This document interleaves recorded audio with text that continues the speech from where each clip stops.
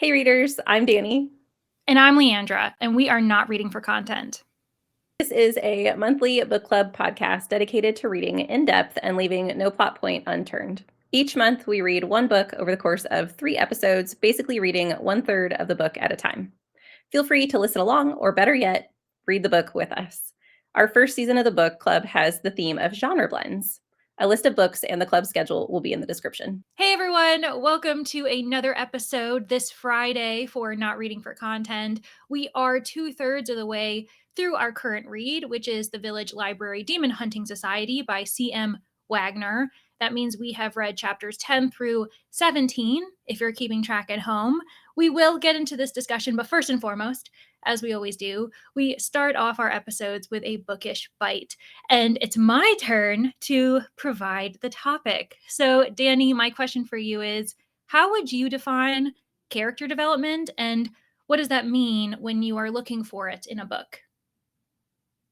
Great question. I, as a character-driven reader, this is like my bread and butter. I love a good character. And what I'm looking for when I'm talking about character development would be I want some form of emotional connection to the character, and I want some form of growth arc from the character. So I want to know the character's backstory. How are they making their decisions throughout the book? I want to get into the nitty-gritty details of their emotional trauma. If they have trauma in their past, I want to get into the things that they've loved in the past and build their personality essentially on page, so that way I can connect with them. And then when I see their flaws, because inevitably characters are not interesting if they don't have flaws, then I get to see their growth along with that, hopefully throughout the story as well. That's something that I get a little frustrated with if I see a character that is very flat throughout the entire thing, whether or not that be a hero that is the chosen one who literally has nothing wrong with them. It's just boring to read. I want a character who has something to gain from the story that I'm Mhm. reading. And so all of that kind of goes into my characters, or at least the characters that I have dearly loved in the past. What about you? What do you think whenever you think of character development? Well, your answer was perfect, so we'll just move on. No, I do have things to add, but I completely agree with everything you said.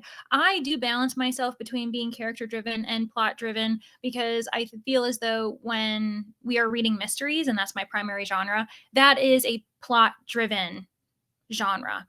Yeah. There can be character development, and I do love when I can attach myself to characters in that way. But I have to acknowledge that the genre I tend to be in most is plot driven, even as I may sometimes characterize myself as a character driven reader. But I completely agree that there also there has to be an emotional connection, not only amongst characters, but between reader and character. For instance, I need to know these characters enough. I need to be invested enough where if they feel fear, I feel fear.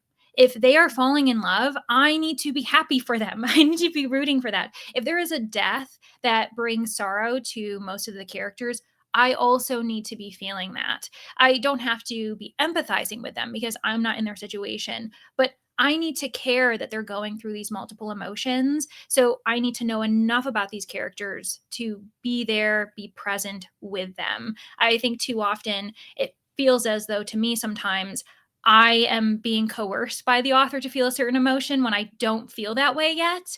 And I just end up disconnecting completely. So I completely agree with what you mean that there needs to be growth. And we need to be thoroughly, I guess, in the know about these characters' lives. And especially if you're going to bring something up. If you're going to mention maybe a past trauma or a past experience, a past relationship, I have to know what is going on from every single nook and cranny, every single angle about this experience, about this fear or trauma or anxiety. Because again, you can't just tell me, oh, yeah, this person has, dealt with failure in the past. Oh, okay, let me know what those failures were. Let me see it. Or if this person has lost someone prior to the opening pages, I need to see those flashbacks because you telling me that this person was important to you isn't going to be enough. So, yeah, I ended up suggesting this topic for certain reasons today, and we will get into that. But before we figure out why character development might be so important today, Danny, kind of remind us of what actually happened in today's pages. Sounds good. The daunting task of summarizing. Mwahaha. This is why I'm like, Danny, you do it today because I don't want to. So, yes, I do have a brief synopsis for you all, for those of you following along at home. If you just want to know where we are, if you have read the entire book and you want to know what our discussion will outline today, we are following Sherry on today's pages investigating Alan's death. So, in our discussion last week, we had figured out that we know that something nefarious is going on, that somebody has been kind of playing a chessboard, making the chess pieces move with our characters, and the Demon Hunting Society was developed. And now Sherry is kind of playing the game. She is going through these investigative steps to figure out who murdered Alan. And she discovers some things that she didn't know about her significant other. And so we determine that Alan is or was a defense attorney, which he had never mentioned to her before. We also figure out that he is still married, which is something he has not shared with Sherry. We also figure out that he has a client in the past whose name is Jason, who actually is, I think, a chef at the local diner. Yeah. And he is a past client, but also someone who has been hurt by Alan in the past, not intentionally perhaps, but because of Alan's negligence on the case, on Jason's case when he was very young, Jason ended up in prison for 5 years. And so the suspect list is growing. And we do have Sherry, we actually get to see on page her compiling a list, possible motives for all of these characters. But we also have subtle reminders throughout these pages that she might not be the one making the decisions on what she's doing next, that she might be being pushed in a specific direction. So, those are the things that we're going to talk about today. Perfect. Thank you so much for that summary, Danny. And I think you hit a really important element that we see throughout these chapters is we get to know who Alan was as a person as Sherry does. And I actually forgot to mention this in our last discussion just because we got distracted. We had so many other things to say. But I've never liked Alan. I don't care about him. I didn't care that he died. And I feel as though Sherry is going through the ringer, and I'm just like, girl, he kind of sucked. He was boring. I know that maybe she was looking at their relationship with rose tinted glasses, but the more we learn about him, the more he's just kind of like not that impressive. I understand why he may have kept certain things to himself, starting a new life, whatever the case is. But the fact that he lied that he still was married to his wife, that they were separated. But that's a huge difference between being separated and actually being divorced. Yeah, And 100%. I exactly. Yeah. It's like the no. And I felt as though Sherry was too understanding. Like she does end up getting frustrated and she goes off and gets cocktails with Charlotte, which we can address in a little while. But I was just like, why are you so empathetic? Like, we don't have to be empathetic all the time. We don't have to be sympathetic when someone has done something wrong, even though we kind of get why he's avoiding conflict. It's like, but he shouldn't have. Like, that is not fair to you to allow you to maybe open yourself up being more emotionally vulnerable. You hadn't been close to people in a while. She was finally ready to be emotionally like welcoming to him and potentially, invite him more to the house and have him be a part of her life. And now she's like, I kind of get it. He was afraid of conflict. I don't care. I don't care. Like, I don't know. Danny, please tell me you felt the same way. If not, okay, fine. We'll just disagree. No, I agree. I was very kind of weirded out by the fact that, so we find out that he has a wife and everyone just kind of seems to be okay with it. Like including the people she found out from his quote unquote best friend who's apparently his fishing buddy who didn't really seem to care that his best friend had died either. No. Which is which is another thing that like it makes me not care because I'm like, well, if the people who you literally went fishing with and you consider a friend don't care, why should I care about your death? But when he mentions it, like he's really just sad for Sherry. He doesn't really he's not mad that Like, he shows no disgust or, irritation with Alan in the fact that he, 1, put his friend in this awkward situation after his death, that Mhm. his friend is the one who has to reveal this information to his girlfriend. But also, too, like, just the fact that he was lying. I mean, it would make me uncomfortable as a person if some even, people don't like to speak ill of the dead or whatever, but you would still have this moment of, that doesn't feel great." And no one Mhm. had that. There was even his wife when Sherry meets Susan is his wife's name, and Susan's like, "Oh, yeah." And she's really more pitying of Sherry than she is mad at Alan, which I'm sure that she did. She knew about Sherry, but I don't know, it just all felt very disconnected, and I don't care. Like, I'm mad about these things, but no one else cares, and so it's like, well, then I don't care that he's dead.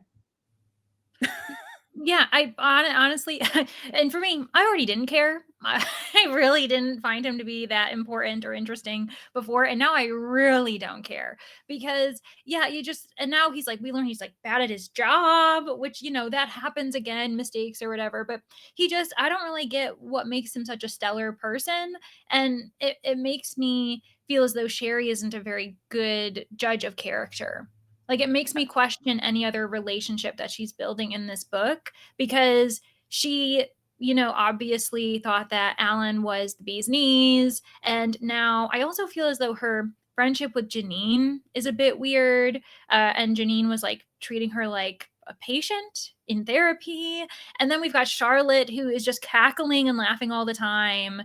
And this is also a very premature friendship. They've only met a few days ago, like really thoroughly. I mean, they knew each other in town. Like they mentioned that prior to his death, there had been some, back and forth between the two, but they never really felt like friends. And now they're thick as thieves. I feel as though this is where our discussion of character development is really important because I don't find any of the relationship dynamics to be very genuine or anything that I'm actually invested in. So I don't know. I feel as though Sherry as a character as well is kind of messing with me because I was hoping in this section that she was going to realize that she's actually not a very good investigator, that all of this was curated. Again, it's Truman Show esque.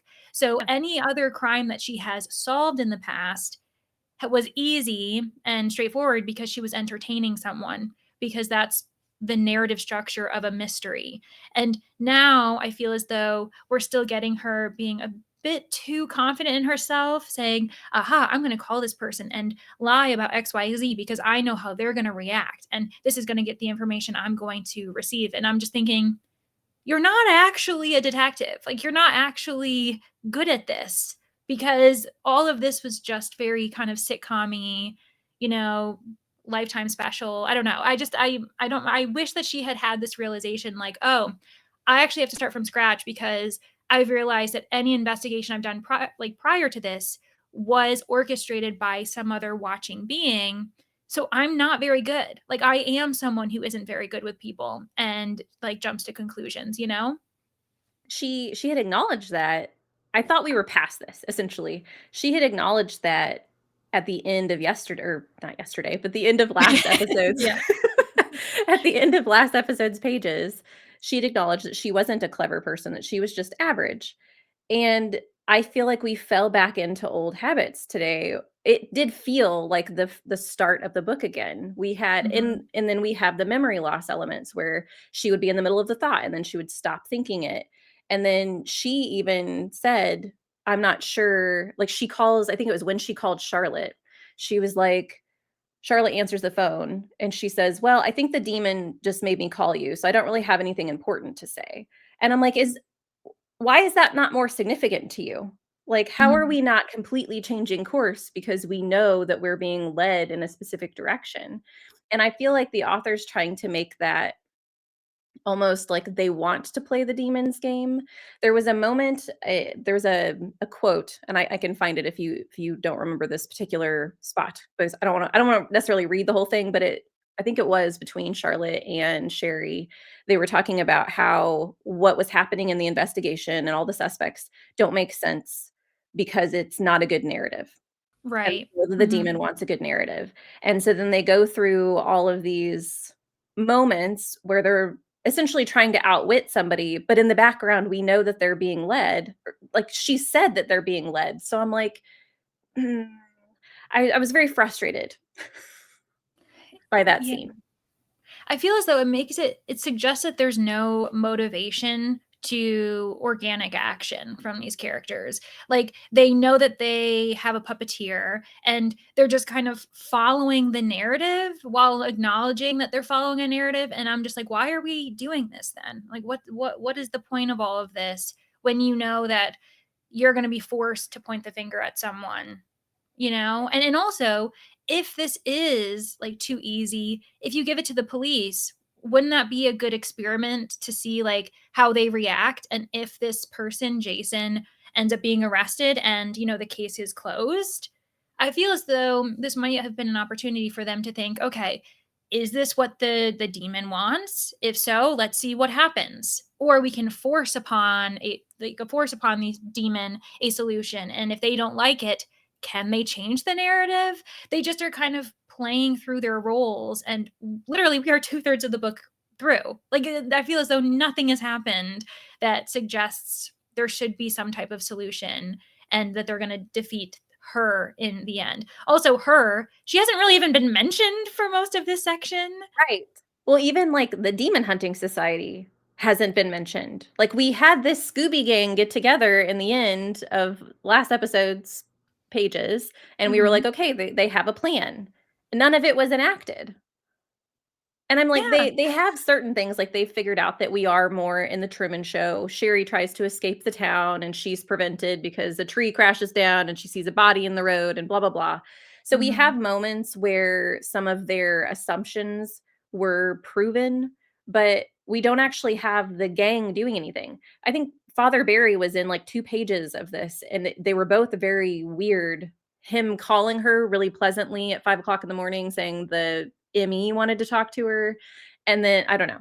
I Yeah, don't and then what she wakes happened. up in the church and he's just like, "Good morning," and gives her coffee, Yes. and I'm just like, "Why was he had, like, multiple, like, lengthy scenes in the first section, and now he's just like, bup, bup, bup, bup, bup," and then we meet his brother, and I'm just like, Yes. What is the point of this?" I feel like the author is doing too much.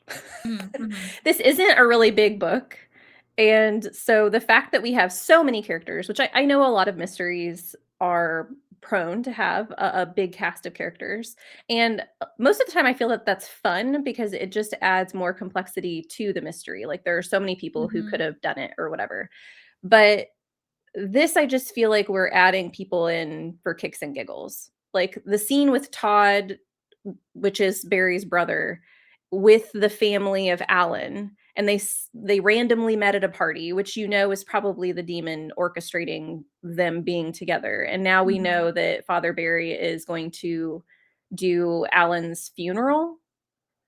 I just I'm like, why is Todd even here? Why is Todd even a character? What purpose does he bring other than seeing, like, we get to talk about how the father is hot, but not actually talk about the priest. We get to talk about his brother. Right, and, like, wondering if he's a virgin, and Yeah. I was like, I actually am really glad that you bring up the fact that mysteries classically do have a lot of characters. The point of it is because most of them are suspects. It's meant to confuse you, be uncertain of who's lying because they're the murderer and who's simply lying because they have their own secrets, and they still don't want those to be, aired out. And with this book, I think the issue is there are so many characters, but most of them aren't suspects. They're Yeah. just friends and community members and people that Sherry's interacting with. I mean, we've got Janine, Charlotte, Father Barry, Jason. We had Mary. We met Louie today, who I did kind of like. She was very fun. But still, like we are meeting so many people, and a lot of them are just coming in the scene, giving Sherry some important information, and then walking out. And I think that's where the issue is. It's not because we have so many suspects and we're just like, who's the red herring? What's going on? It's that not many of them are very important. They're just remaining surface level, and they're just supportive characters. They're Yeah. giving Sherry information that she needs in very convenient ways. Yeah. Well, and then we have characters too that are added because of the additional mystery the author has thrown in that Sherry has something ominous in her past. So Mm. we also know that with the scene where she was trying to go out of town, she's driving. She has some type Mhm. of PTSD moment with driving, and she has a flashback of her and her best friend Caroline, which we've never met, and they're both in a car together. There was a storm. She hits something, sees a body on the side of the road, and then it cuts to black. And we eventually get some information that Caroline was pushing her to continue on, I think, to the airport.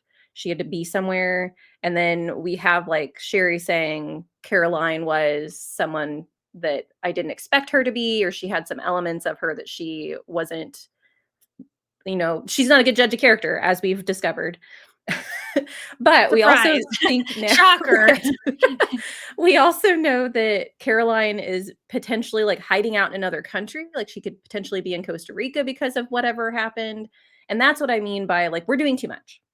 Not Mhm. only are we doing too much with the mysteries of these murders happening in this town, but we also have this backstory with Sherry. And I'm like, I don't care about any of it. Yeah, I'm so glad that you brought up Caroline because if you didn't, I was going to. I don't like this is what's important is that this character is mentioned so often because she used to be Sherry's best friend. She ends up calling Caroline's sister and they have a back and forth of how great Caroline was and how how much magnetism she had around her. And I'm just like I wasn't there. I didn't meet her. So she actually doesn't seem like that shiny of a person. Like, I don't really care. And then, yeah, there's these little pieces where clearly it's meant to be, a piece of the puzzle. And we're just like, what is this mystery surrounding Caroline? But I do have a few sections. And the one is, yeah, while she was driving, and you mentioned this, it said, she'd been cocky and sure of herself back then, but it had been easy to feel that way around Caroline. The woman had always known how to spin up a kind of gleaming magic around herself. And Sherry was exactly the sort of very small, dull, ordinary person who headed right for the gleam like a moth slamming into a screen door. And I just don't get it. Like I don't know. And that one was actually described as like a fender bender. Like it was a fender bender and she wanted to stop for the police and Caroline said, "No, we can't. I need to make it to the airport." So she ends up just accepting it and yeah, she takes her. And then there's another moment where this is what you were mentioning how she kind of realizes Caroline was a bit sinister and I just don't think that this is that impressive of a like small flashback scene. She says she'd had a strange habit of sometimes when they were out in public pretending to be someone else. One particular favorite was a bohemian heiress named Phoebe. Sherry had taken it as a harmless quirk back then, just as something funny that Caroline liked to do sometimes. It was only much later that it had started to feel sinister. Let's kind of calm down about that word, by the way. But, anyways, as if what Caroline had enjoyed about it wasn't the fantasy, but the part where she got other people to truly believe in her lies. What do you actors? Actors love to do that. Like that's people do that as a profession. I don't really know what you mean about being like, "Oh, she loves to make people, believe in her lies." And then it seems as though there might be a suggestion that Caroline killed her husband.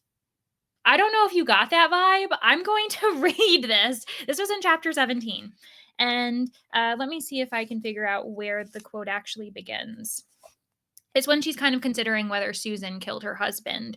And it says, "That's why serial killers who get away with it aren't particularly impressive. Killing poor ladies of the evening who you've never met before and no one cares about isn't much of a trick when there's nothing to connect the two of you and no one's hounding the police to solve the case anyway. A woman who tells everyone about how much she hates her middle class husband, kills him, clears out the bank accounts, and gets away free and clear. That's smart." So that's like a dialogue from Sherry. Now we have Sherry's, internal thoughts. An image of Caroline flitted through her head. Caroline, crying over her husband's cruelty, shedding what looked like real tears. Sherry blinked the thought away. So now is she saying that she thinks Caroline lied about her own cruel husband or something? Is that what we're supposed to get from that? Yeah, I don't know. What is happening? I yeah. I guess I completely inserted a different character in that. I was thinking Charlotte.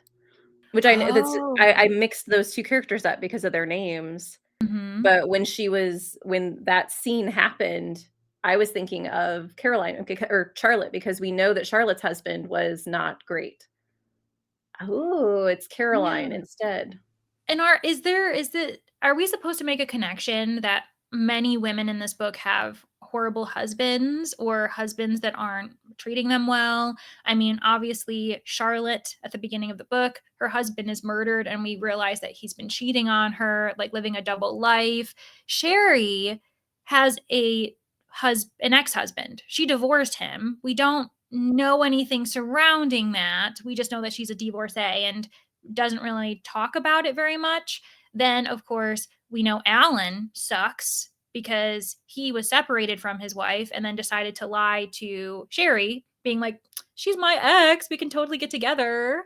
And then we now have the suggestion that Caroline, but this time it's as if Caroline must have been lying. And that is what kind of messes with me with the theme because it's like, okay, are we suggesting that Caroline is actually this horrible figure and maybe convince Sherry to help her do something? And now she realizes that she was used by her old best friend? Which is also interesting too, because if she is thinking that she was completely innocent Hmm. in what happened, why is there so much guilt? Because the scene where she was talking to Lord Thomas Cromwell, which we do need to talk about his character as Yes. well. But before we get to all of his stuff, I just want to talk about one particular scene where he is talking to her, and I think he's sitting on the table talking to her while she's eating her breakfast, and he is I might have to find it. Hold on. Yeah, go ahead. Okay, I found it. It's over a couple of pages, so I'm gonna kind of put some quotes together for you. But, Lord Thomas Cromwell and Sherry are having a conversation about their deal that they have made and the fact that he is trying to help her figure out how to defeat the ominous Her. And they kinda get into a little bit of a tiff. So, the cat says, "Don't act as if you aren't enjoying this, woman. This is what you like to do, isn't it? Meddle in the doings of the dead." And she completely denies it. She's like, "I don't know what you mean." "You know exactly what I mean. She doesn't force you to take an interest in murders. Her powers are the stuff of unquenchable lust and blinding rages, not the cold-blooded gathering of clues. She can influence the killer, but not the detective. You must enjoy snooping around in the blood and guts for her to have chosen you. You must feel as if you have a talent for it and look forward to the opportunity to practice your art. Thinking about corpses gives you a thrill, doesn't it?" And she denies it, and he continues to try and convince her. And he says, "You do like it, though, don't you? You like feeling very clever and important and saving the day when no one else can. What a hypocrite you are." She says, "I don't know what you're talking about." "Oh, yes, you do. Aren't you ashamed of yourself?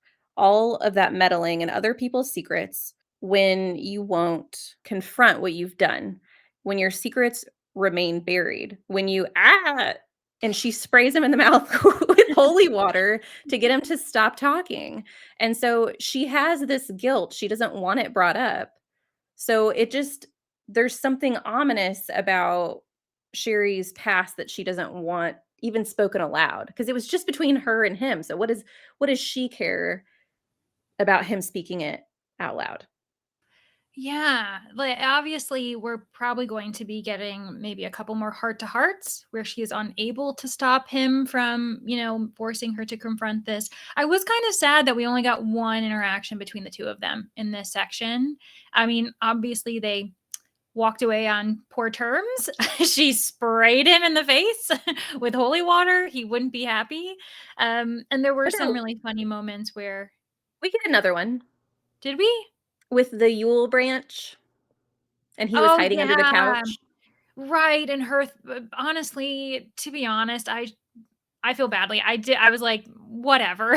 Like, she's like, "I keep seeing these Yule branches, these berries that look like blood," and then she suddenly is like, "Is this, does this resonate? Is this like a resonant or something like that?" And he's like, "Maybe. Ooh, you must be able to use it in an important way," and I feel badly. I will say that I did kinda check out with that because I was just like, I don't really care what you're even talking about here. So, yeah, if you wanna refresh me on that, please do because that I totally forgot that that happened in this section. I actually think that I probably paid attention a little bit more to the cat, content because that is the one redeeming quality, I think, of this storyline. I enjoyed the conversation that they had about their bargaining and him not really being super helpful. I also really liked the line where she said, "I can't tell if you are a rude person or just a cat." Mhm. Because they're kind of the same. Those things are fun. I don't know that I enjoy him being super vague with certain things, with, as you mentioned, talking about you have to think of how things resonate or pay attention to the resonances. And she's like, what does that even mean? And then we have the scene that I was just talking about, the Yule branch, where she keeps walking past these branches that have berries on them that are described as being fleshy, which I just think is Mhm. a gross word to use. And she's like, "Well, he did tell me that I would notice resonances, so maybe I should take one of these branches with me." And she grabs the branch, brings it home, is having a conversation with him. Now, she calls out for him, and he crawls out from under the couch, which I thought was funny because that's an ordinary cat behavior. And she's like, "Why were you under the couch?" And he's like, "Don't worry about it. Yeah, he's like, Some That's things my you don't need to know." business."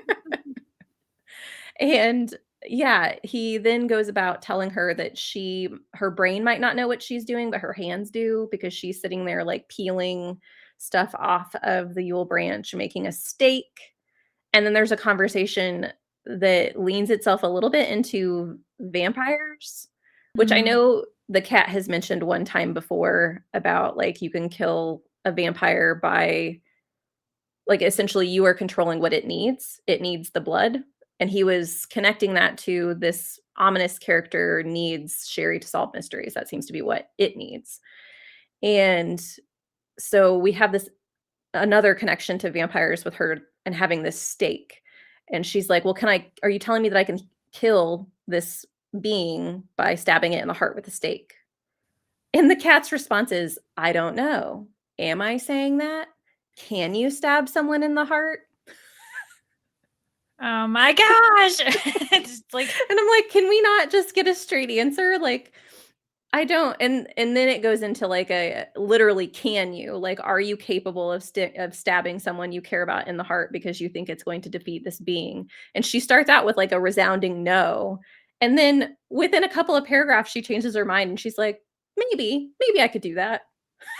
yeah, I'm I do like, remember that where she was just like, "Yeah, like, maybe I would have that ability." And I don't know if the revelation is meant to make her afraid of her abilities or, like, realize that she is willing to cross certain lines, even though we also see that she has done that. She has broken the law or assisted Caroline in some nefarious activities in the past. So there are some, dark corners of Sherry that we will be unfolding hopefully by the final third of the book. But see, fingers that's the crossed. thing. I know, crossing our fingers. But the thing is I love Lord Thomas Cromwell as the cat. I also think it's funny that his name's Thomas, Tomcat.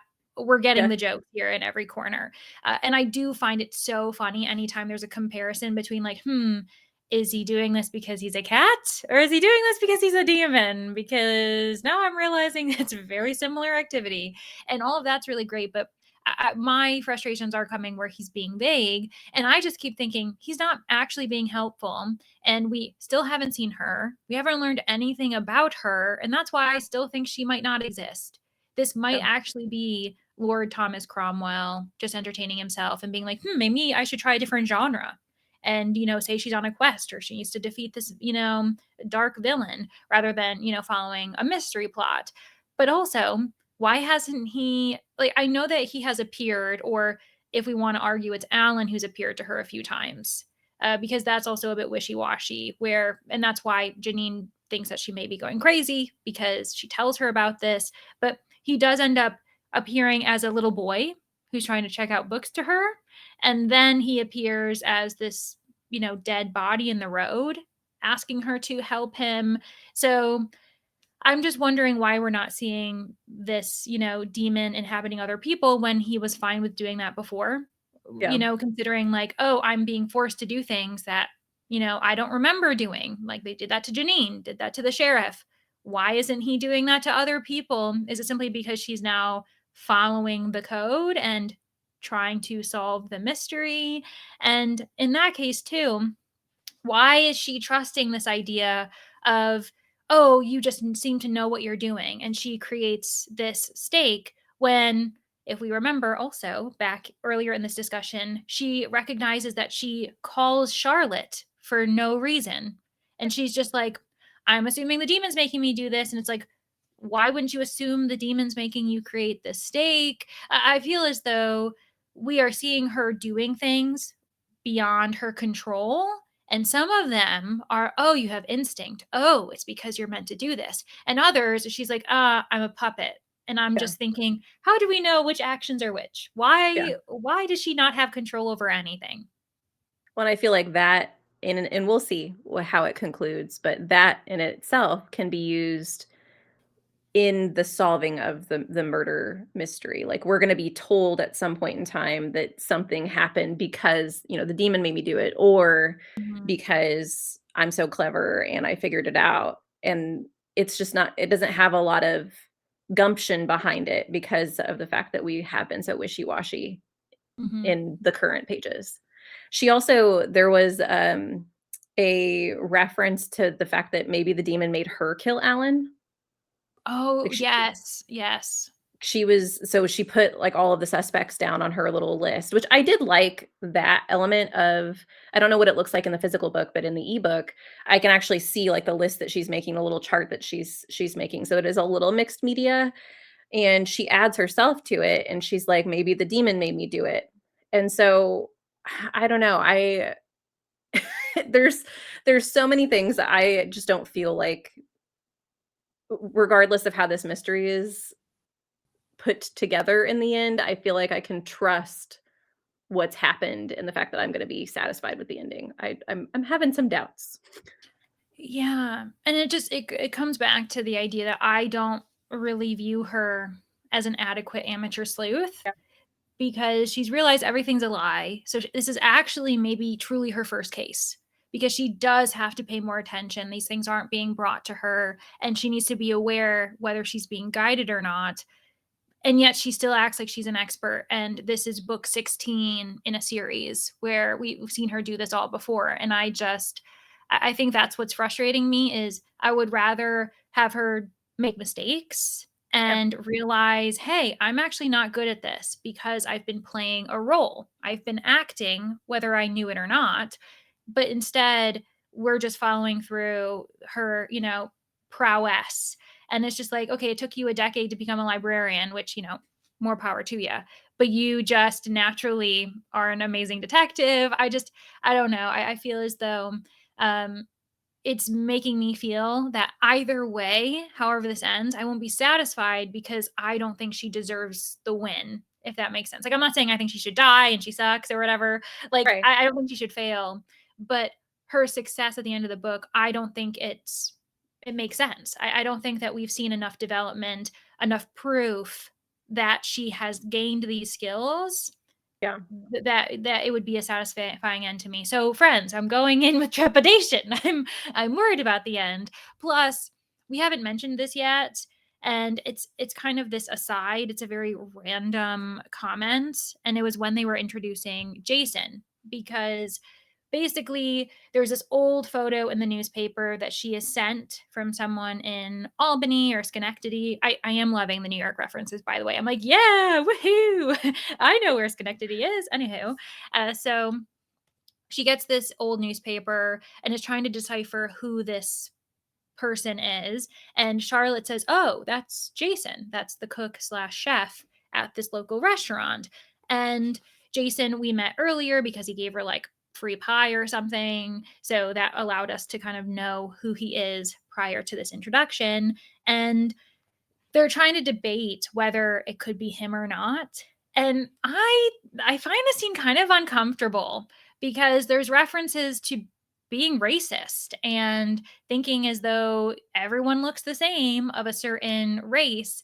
And I think it's played off as a joke, and I just didn't find it funny. Let me see if I can read that section for you all. So it's the beginning of chapter 17, because the realization that this must be Jason is how chapter 16 closes. And on chapter 17, it opens, Sherry felt her own eyes widen. Jason Martinez, our Jason from the diner, are you sure? I don't think that they look that much alike, do you? Could it be just that they're both dot dot dot? I can tell two Hispanic guys apart, Sherry, Charlotte said. Once I dated a Guatemalan DJ with four brothers who all got their hair cut at the same place. That could have gotten crazy. And yeah, I think it's him. And I'm just like, I think that what? necessary. I'm I think that that was racist.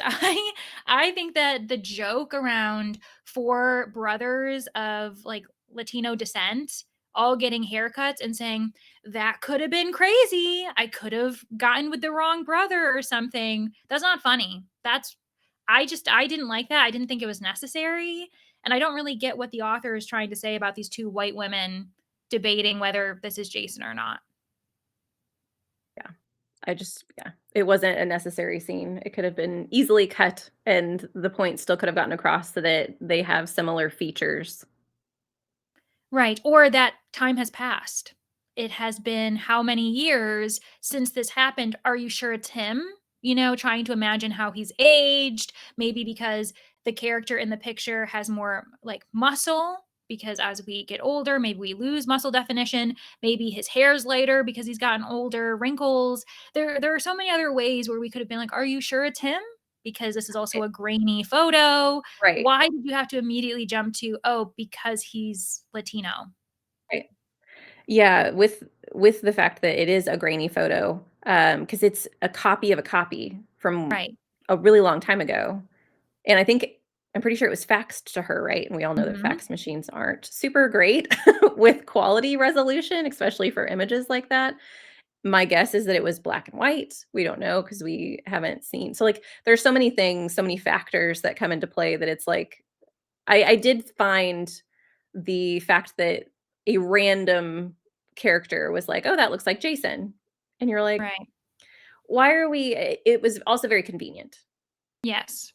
So, but yeah, that scene didn't need to happen that way. Yeah, and it puts a bad taste in your mouth. This is meant to Yeah, be cozy and a like village setting where everyone is, you know, of a community. And I just didn't like that we acknowledge that this is probably a predominantly white community. So, the one character who is a person of color happens to be connected in that way. And it's a weird way to acknowledge that we have diversity in this book. yeah, And yeah, it leaves a bad taste in my mouth. yeah, I agree. Well, on that note, because we're ending on such a positive reaction, I think we should probably wrap this up and answer the 3 questions that we have decided is the way that we end these episodes. So, Danny, we're gonna have you start. I think we're gonna have you start. What's your current rating, you know, feeling? Has it gone up? Has it gone down since we last talked? I wonder what the audience is gonna think. And who's your favorite character so far? If it's easier, maybe we could also, or instead, do who's a character we're not liking, who's our least favorite character at the moment, because I think we only have one character that we're liking. And also, do you have any questions? Like, what are you wondering as we go into the final third of this book? Oh boy. Well, friends, you probably were able to guess that my rating has gone down. I started last week at a 3.75 is kind of what I was thinking, and it definitely had potential to move up, but because of all of the things, the reverting back to Sherry being such a clever character, the conveniences, I'm gonna say that my rating right now is probably sitting at a 2.5. I'm not Mm, super enjoying my time, and I'm kinda sad by that, but, can't win 'em all. My favorite character is still Lord Thomas Cromwell. Like, he's the redeeming quality of the book. Every time he's on page, I'm fascinated by him, but yeah, he's not worth the read at this point. As far as my least favorite character, I'm gonna go with Sherry. I mm. really don't like our main character. Oh gosh. Like, that is like the worst thing to say, but also I agree. So keep going. I really don't like her.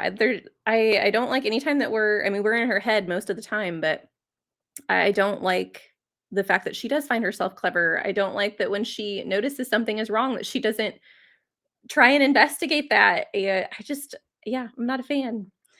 And then as far as the questions that I have remaining, I am curious as to the connection behind Sherry's ominous past Mm, and the infamous her or whatever, because there has to be, I hope beyond hope that there has to be a connection between why we brought up her past and the fact that she has something going on that she doesn't want other people to know about and that she has been pointed out by this being that we don't ever see. If there's not a connection between those 2 things, this is gonna be a one-star read for me because we have too many things going on, and I don't understand why the author is it just feels like we're throwing paint at a canvas and hoping that something pretty pops up. yeah, I agree. Yeah, it's well, anyways, let me get to mine and then we can close this with our thoughts. So for rating, if I remember correctly, I said that it felt as though maybe it was between like a 3.75 and like a 4.25, and I'd settled with a 4. And yeah, it's definitely gone down. For me, I'm already feeling like it's like 2 star, 2.25, just because of the again 180 we're getting and the inconsistencies. The mystery is not impressive. It's kind of being shadowed by all the other interactions going on. And also, this mystery of who her is, we haven't even touched it really. There haven't been any questions. There hasn't been any motivation beyond this, creation of a stake. I, I find it to be poorly written at this point, and I'm just not predicting good things in the end. I'm really frustrated actually. As far as the, shining light, it is the cat. It's Lord Thomas Cromwell, and we don't really see him very often, to be honest, but he's still extremely entertaining. And then my least favorite character is also Sherry. I just don't have any confidence in her, and any gain she gets, I don't think it's well deserved. I don't think she has proven herself to us. And she is this, cozy character as far as being depicted as it on the outside.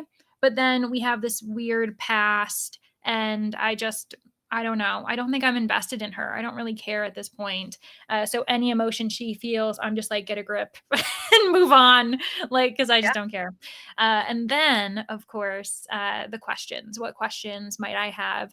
I suppose I'm interested to see this phone call that she's supposedly going to have with Caroline, because she gets the phone number from Caroline's sister, and Yeah. supposedly she's going to reach out. And I'll be interested to see if that shines, any light on the situation. And I just don't believe that her exists. If she does, then we should have seen way more of her. I don't like the idea of a final face off with the baddie in the end. No. No, Yeah. it's never a good thing when a book introduces the main source of evil in the storyline in the last 20% of the book, and we're pretty close. Yeah, and we've also experienced that as a buddy read before, so we Yes. know it happens, and we've discussed how stupid it is, how just, like, how it's silly, it just doesn't make any sense. So, if her exists, I'll be annoyed because we should have seen her earlier. That's why I'm banking on, like, I'm assuming she just isn't real, but we'll see how it goes. Friends at home, we're sorry if you're really loving this book. I hope that you continue to enjoy this. Meanwhile, Danny and I are feeling it's a 2 star range at the moment, but who knows? We still have the final third of the book to go, meaning that we're going to be reading chapter 18, going to the end of this book, and then we'll meet you all here next Friday to see how we all feel. We hope you enjoyed this episode of Not Reading for Content. Be sure to check the description for a schedule of our upcoming reads for this season. And for reminders and other updates, you can follow the podcast on Instagram at Not Reading for Content. Where else can listeners find you, Danny? I have a booktube and an Instagram, both can be found at danny.dabbles. What about you?